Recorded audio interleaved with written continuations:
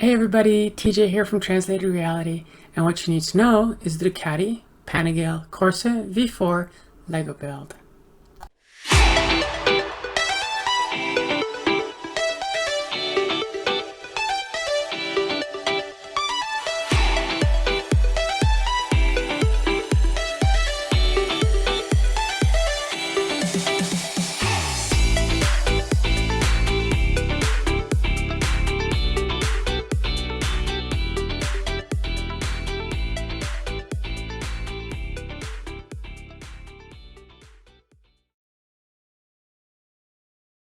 Hey everybody, thanks for watching.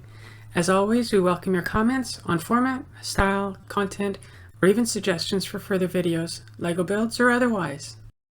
Of course, we really appreciate your like of the video, and don't forget to subscribe and click the bell icon.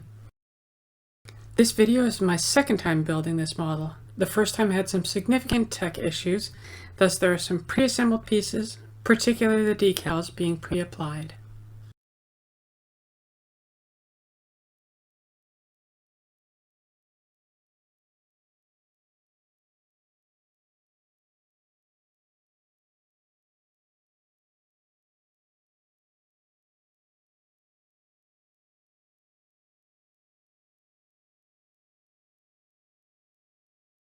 This part of the assembly is building the box that will contain the transmission and the engine, and it's currently aligned with the bottom down, which is great because it means that it matches our expectations for how things are going to be lined up.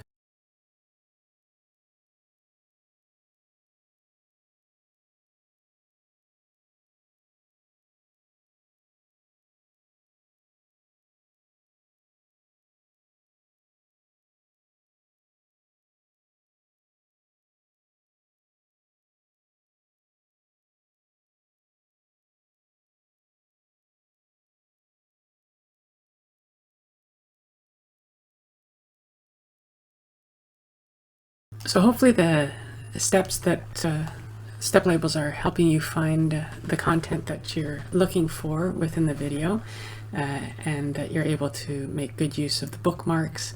We're bookmarking every 10 to 20 steps, so that should help you quickly get to a place that you want to be. We're building the box for the transmission and the engine, and the piece that just got assembled there is the gas tank, and the red more rounded piece is actually what the gas tank is. The gas tank. We're now starting to put in some of the supports for the rear wheel, and so this is starting to come together quite nicely.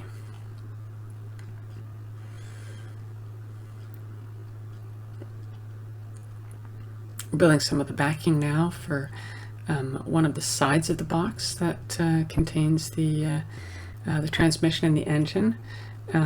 Lots of supports in there for shafts as they need to be supported to drive things properly.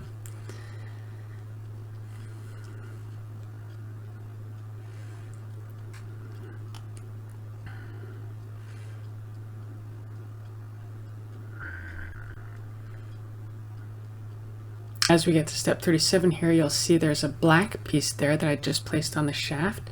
That's not the correct piece.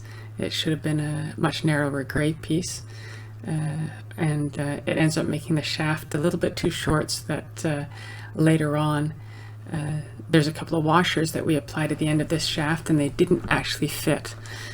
So I have corrected that error, and it works now on mine. That is the actual gear selector crank that we've got there. The orange piece, circular piece on the shaft there, is a combination of gear selector and clutch. So it's a very compact little transmission construction here. So we've got a little bit of a close-up coming up here. Actually, before that, we have had a challenge with the Selected the gray piece in the parts, and then what we really needed was the white piece that we used there. So there's a close-up of the gears showing how they all mesh together. And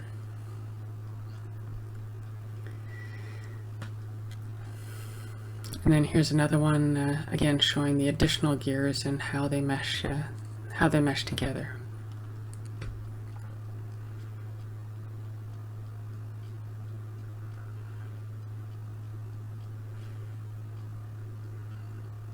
This piece ends up sliding in, and the gears that we just added mesh in with the ones that were already there.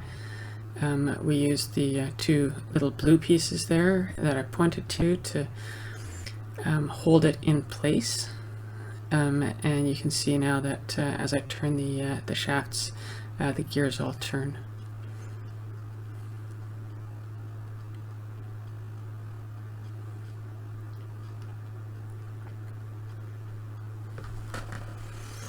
So now we're moving on to some interesting bits with the engine block here, the cylinders, and now we've got the pieces for the crankshaft, the pistons, the piston rods, and so on.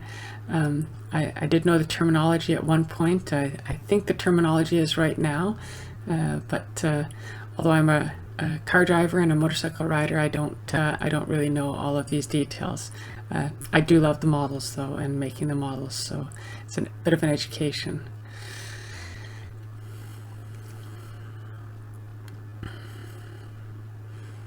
So things fit together much easier than I expected that they would, and you can see it spins quite well. Just a little close-up showing you how the crankshaft spins and then how the pistons go up and down, and they remain visible because we never put any kind of cover on top of those cylinders. So as we slide it in, we're meshing things with the existing gears and shafts there. So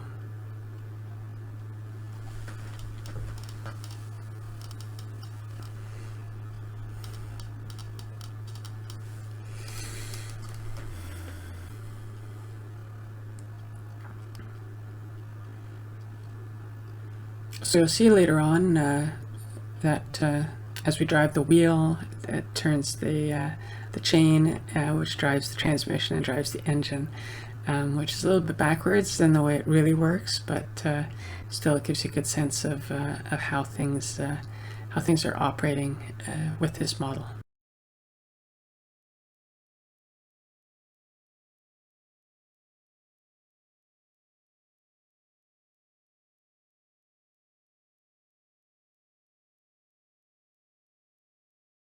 You've probably already noticed, if you're building along with the video, that the pieces aren't terribly well sorted. You have to go into a number of different bags to get all the pieces that you need for a particular step. LEGO does do a better job of the sorting with some of their other models, such as the Saturn V or the Bugatti Chiron, and I'll be doing videos of both of those if you're seeing this before I finish those. So we're getting to the end of the engine build at this point, and we'll be getting ready to start working on the wheels, which will be followed by the body parts. And there you can see that the gray piece and the black piece, by the instructions, are not together, but they are together here. I had put them together in the initial build, and they are stuck so tightly together that I couldn't really get them apart. So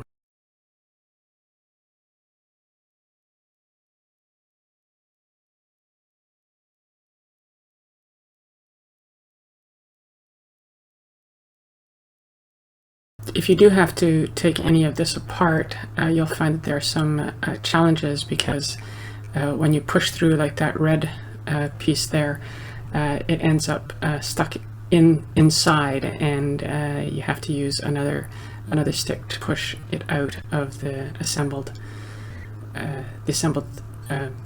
pieces.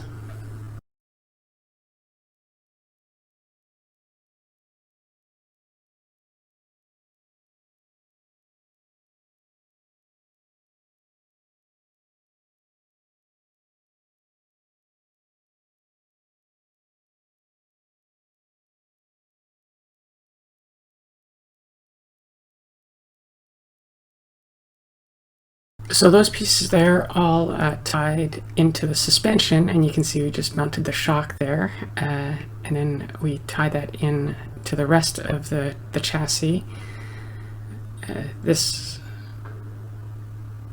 piece here also connects, actually gives the pivot point for the rear wheel.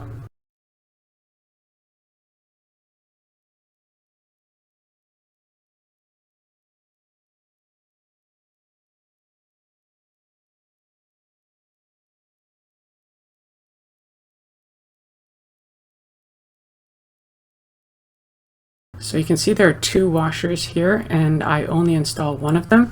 That's because of the error that I made in step 37, which has, of course, on my model been fixed by this point.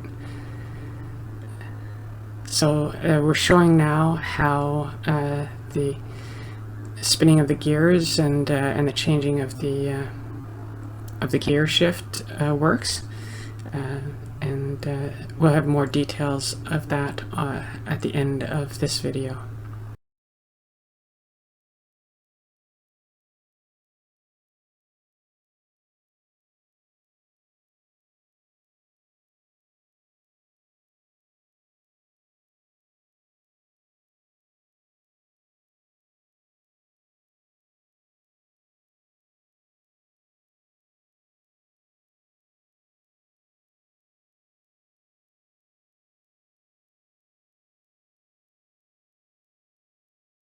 This part here was surprisingly fiddly for me. I didn't expect it to be quite so challenging to put on, but you have to align a couple of the pieces together, and you'll find that with some of these models, when you've got a number of different pegs that need to mate with another piece, you may need to force it a little bit, or find yourself pushing and pulling individual pieces just to get them to line up perfectly and slide together. So now we're moving on to the handlebars. We've finished off the rear wheel for now.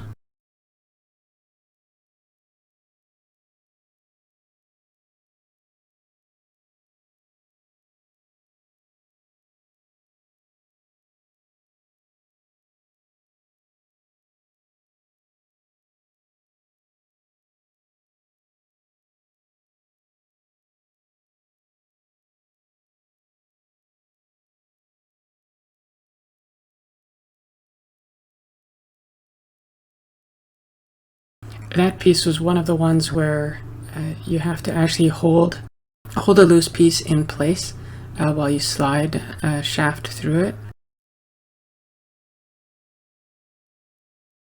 Now we've got to some of the really fun stuff, a couple of shock absorbers, the tire and the wheel for the front.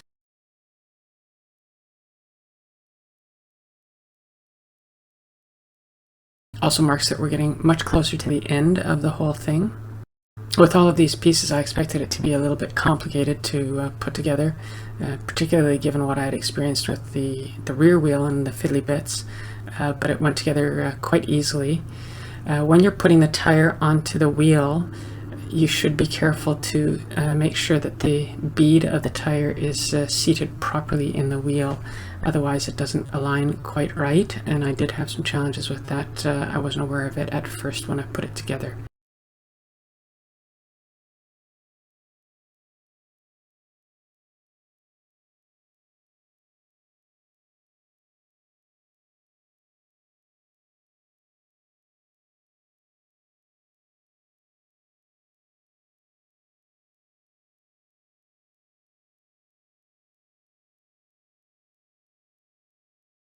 This whole model is quite solid. It's a little bit heavy, but there are lots of pieces that stick together quite well. Most people that can build this probably aren't going to be playing with this, but it would be a suitable toy for probably an adolescent. You want to make sure that it's not going to a child, a toddler for example, who will take any pieces that fall off and stick them in their mouth or in their nose.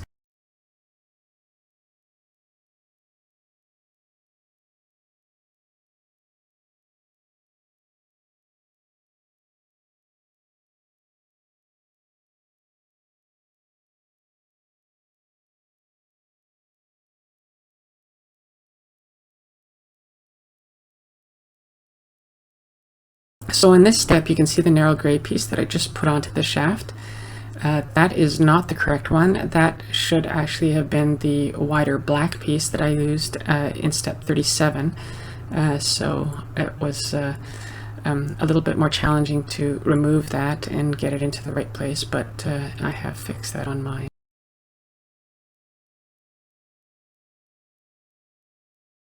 So this assembly, although I create it here and I show it being installed here, I didn't actually remember to do that until much later on in the assembly process. So you can see it sitting there on the table in frame, even though it's actually on the model according to the instructions at this point.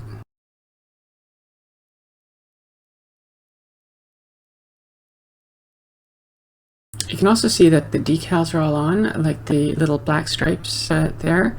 I had thought about removing them when I disassembled it, but I thought that it would be too prone to damaging them, and particularly since it's a little bit fiddly to get them properly aligned, I didn't want to have to go through that process again, combined with the danger of damaging it.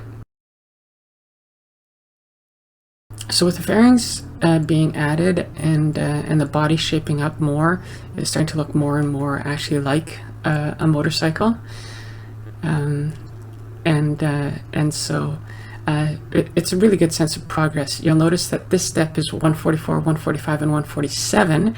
I absolutely forgot step 146, which didn't turn out to be a problem. It didn't the pieces that make up 146 don't integrate with any of the earlier steps, and so that wasn't really an issue to have it out of sequence. You'll just notice that I didn't follow the instructions perfectly there, and you don't necessarily need to do that either. It's quite okay if you go a little bit out of sequence. There's a lot of attention to detail by LEGO. These pieces are underneath, they're fairly hidden, and they could totally have been ignored by LEGO without any real issues in terms of fidelity to the overall model. They're not functional in any sense, so it's kudos to LEGO for having such attention to detail and such fidelity to the item that they're modeling.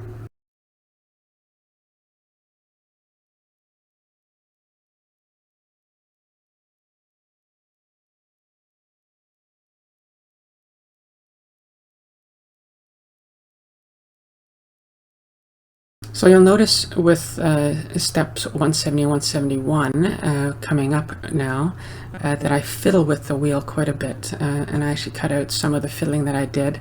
You can see in the picture in the instruction that there are decorative elements, some bolt holes, potentially that line up with specific parts of the spokes on the wheel, and so I was working at making sure that that lines up, as well as getting the holes on the wheel to line up with the mounting bolts on the hub. So this now is the stand. It looks quite nice, and it's of course really important to have it if you're interested in displaying your model. With two wheels, of course, it's not going to stand up on its own.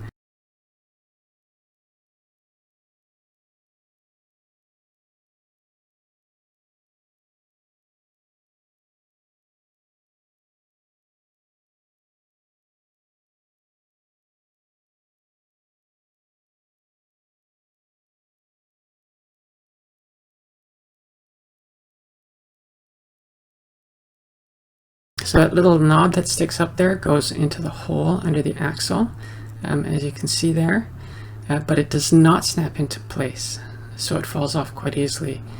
The chain was already constructed. The first time I built it, I didn't want to take it apart and put it together again. It does need to be fed through the front gear. It can't slide over top of it, and so that's probably the most fiddly piece part of that assembly. This is getting the seat completed now.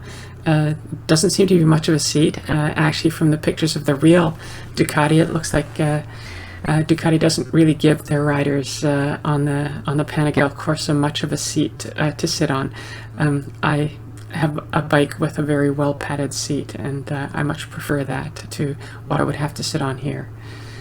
A little bit of detail to help you with the assembly there. You can see you just push the red rod through and that holds it in place.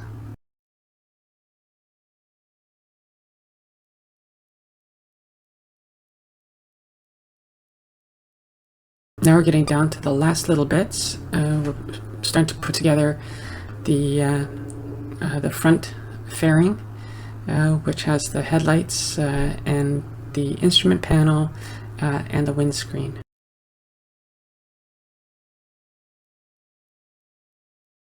So that is the headlight assembly there.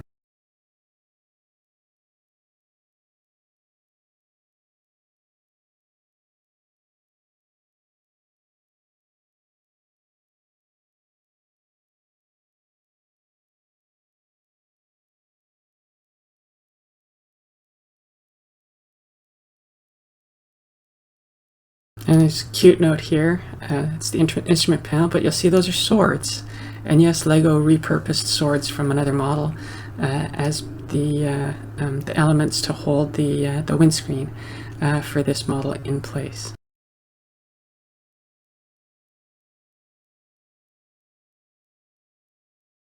So we're pretty much done. We're just doing a little bit of the trim pieces around the front of this fairing.